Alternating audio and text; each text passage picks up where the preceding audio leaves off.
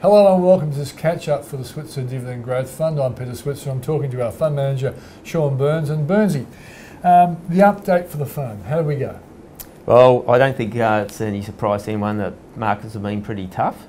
I think that the fund is, the way the fund is positioned, it's quality and yield.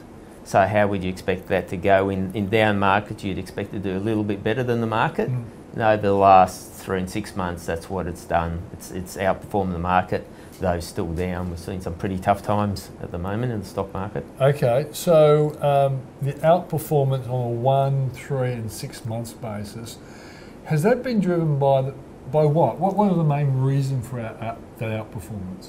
I think that we do focus on quality and yield. Yeah. That gives a little bit of defensive-ness in there. So they're not dumped quickly when the market gets really negative? That's right. The high flyers are the ones that usually get knocked around the most. Yeah. Where the afterpays and companies that have really done well. That's right. Or those which are very risky, where all of a sudden that risk may look a lot more now than it was a few months ago. Yeah.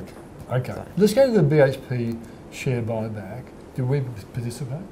Yes, it's this week. We're planning to participate, and we also participate in the RIO buyback. So that's been done. So we sold our shares. We get our big frank dividend in, and we expect to do the same for BHP as well. So that franking will flow through for the investors in the fund. So why did we participate? It makes sense to get that franking, especially for people on the lower tax brackets. You can work out where that makes most sense for. The ones on 0 or 15 up to 30 tax brackets. Makes a lot of sense to do that, so we've done that to get that franking in for them. Okay.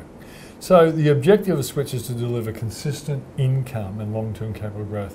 How are we tracking against those goals?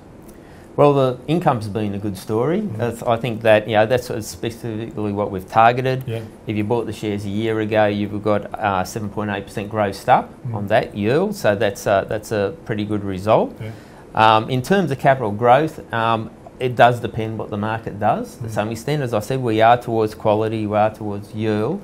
Over time, I look through the companies that we hold, and the majority are extremely solid. Are doing what we want. They're increasing their dividends slowly, exactly what we want. So I'm optimistic that over the long term, 3 to 5 years, that should play out.